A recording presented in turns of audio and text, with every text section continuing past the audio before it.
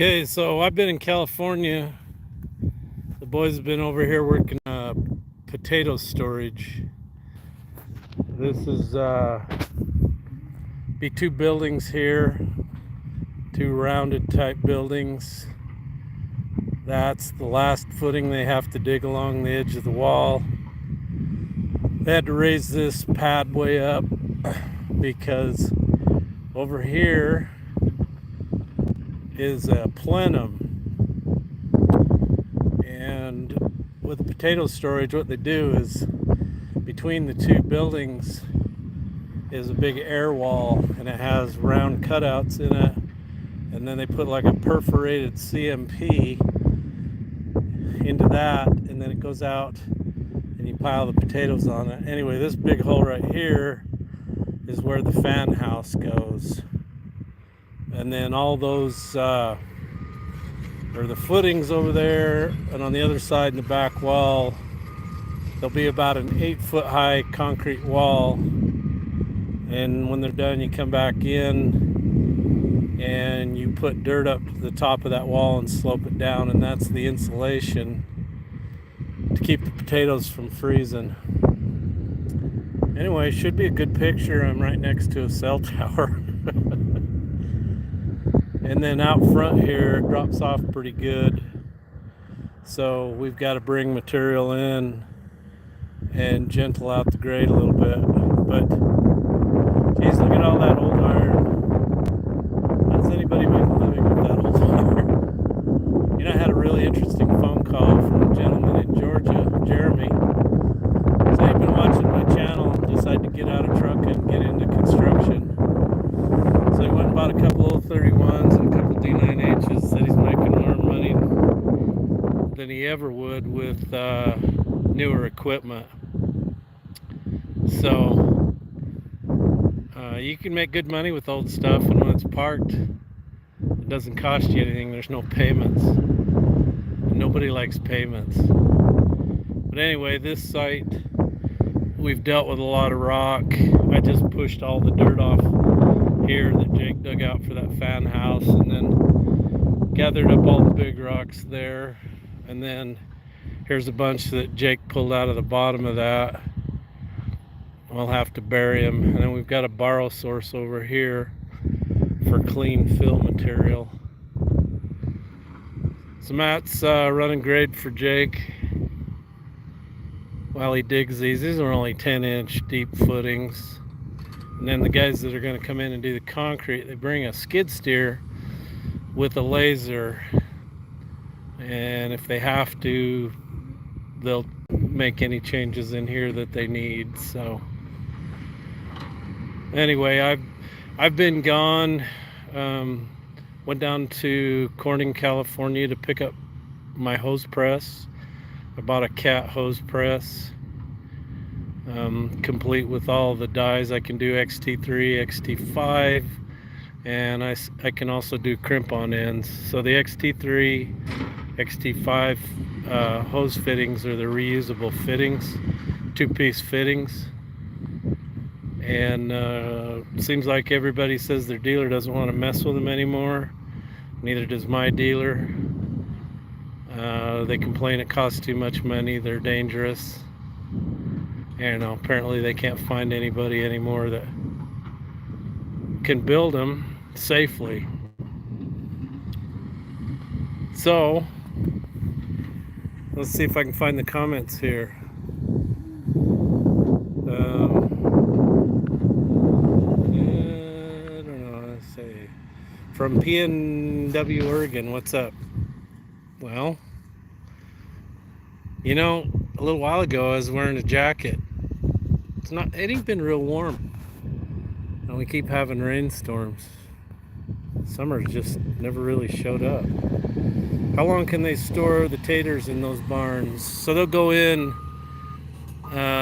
second week of September, and with the fan system they can pump moisture in. Sometimes they'll put in air conditioning, and they can hold them probably till this time of year. Matter of fact, I see occasionally some sellers that potatoes are still coming out. Hi from East Texas, NorCal Ray. Hi, Jeff. Hello, Ray. Robert Jensen. Where in the hell are you, Robert? So, Robert, they're building another one down the road here for Thompson's. Only it's going in a hole. Guy that's doing this one ain't doing that one. So I think it's called Titan Steel. Anyway, I just drove past that because I had to go down there and get a load of water because it was blowing so hard here a minute ago. It was just a dust ball. Anyway, right down there by the substation, they're putting one in. Looks like it's going in a hole. I don't think that's a good idea. This one will never get water, guaranteed. This thing's up 3 feet higher than the road.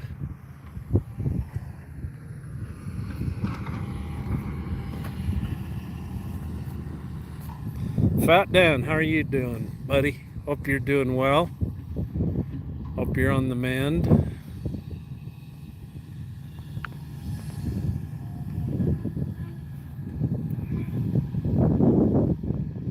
Probably doing this a little early. There's only 58 people.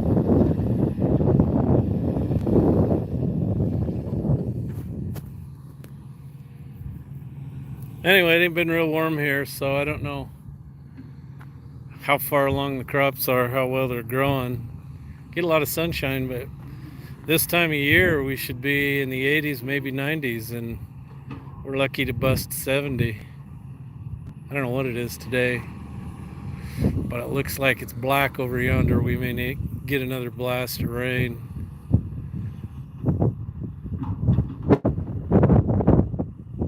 So other than that, what else have I been doing? I spent all morning paying bills, and then I shipped out a whole bunch of orders today. People that had ordered stuff. I'm running out of Filthy Horse shirts. I haven't got much of those left. Matter of fact, I'm running out of everything. I need to get off my lazy ass and restock.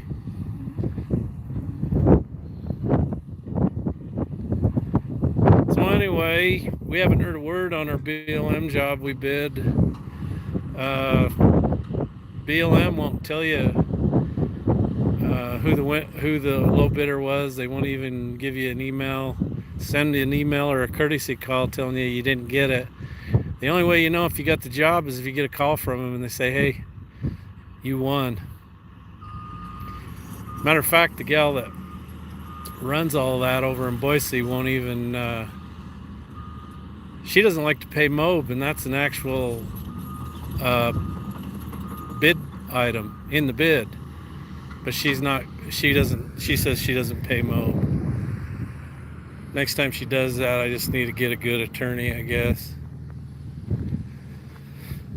All right, well, I'm gonna go find something to do, even if it's wrong. Maybe I need to go home and start cleaning out the shop so I can get the 9 in there. But first I gotta harass Matt to get his car out of there. So we brought the Filthy Whore out because we were gonna bring number 1, and Jake said it needs 5 gallons of antifreeze, and I'm like, yeah, that's weird. I said, you better go crack the drain plug, and 5 gallons of antifreeze came out the drain plug. So we started it up, couldn't hear any bubbling in the radiator, and shut it off, and I said open the air tanks, and we had blue antifreeze coming out the air tanks. So I think I got to tear the compressor off and fix that. So I drained all the antifreeze out of it. That's another project I got to fix. It just never ends. But at least, again, I don't have any payments on this stuff, so that's the awesome part. So anyway, I need to go home tonight too and make a video of my trip, show you my hose press. Like I said, I wasn't here to film any of this, so you didn't get to see any Filthy Whore action, but I'll make sure when we start moving that dirt pile over there. Matter of fact, I told the boys, I said they get done digging these footings, I'll just take the whore over here and start digging up clean material and start filling this up. We can at least get that done, and then we won't be back here until the concrete's poured. I imagine that'll be a couple of weeks. It's a lot of concrete. So